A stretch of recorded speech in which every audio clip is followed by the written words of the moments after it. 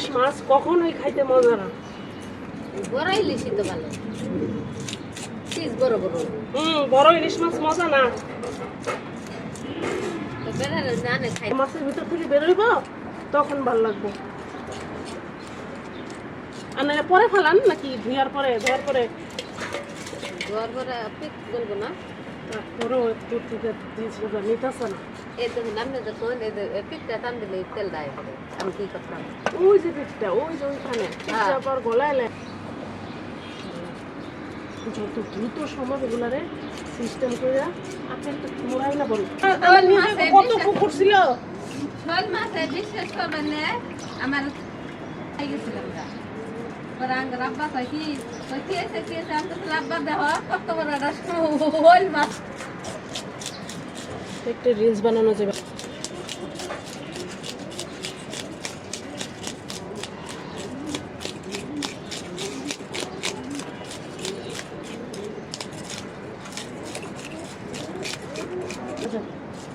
এই যে ছোট মাছগুলো দেখেন কি পরিমাণ চিকচিক করে, বড় মাছটা আমি এমন চিকচিক করতে দেখি নাই। মাছ আমার আবার কথা ভাঙিস না। এমন একটা দৃশ্যই চাইতেছি কিন্তু আইতেছে না।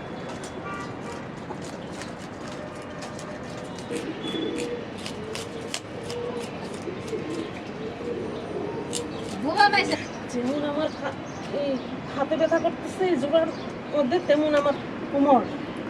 এমন হইলে কেমনে?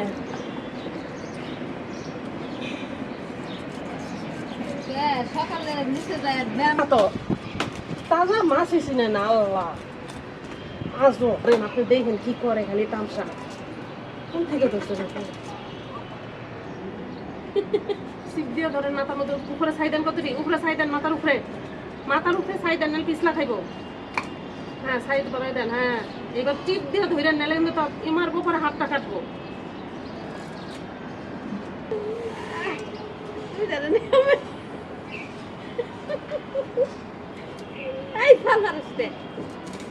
মনিমা মাথার ধরেন ফাল সামলাইতে পারবেন না, পরে আস্তে আস্তে হয়ে যায়। মাথা ধরে খাবেন, মাথাটা গলার কাপড়টা ঠিক করে।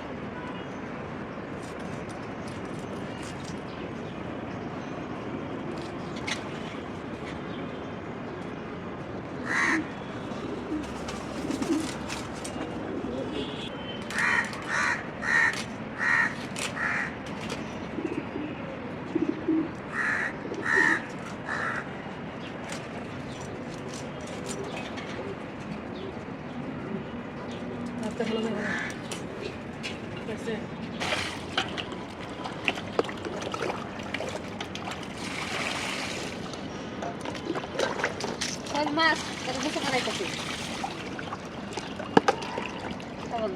ফালাই দেন, পানি ফালাই দেন। আপুরা আমরা দেখেন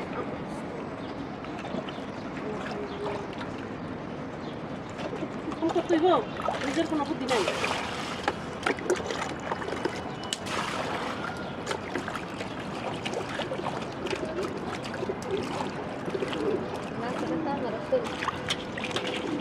কুমার দিয়ে বুঝাই পাওয়া যায় কাম নেই করতে এটা কাজ কি করেন কষ্ট করেন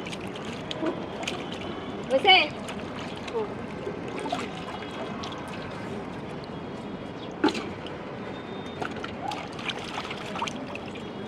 এ আমার ছিঁড়ে দেন না বন্ধু তোমার মিস করো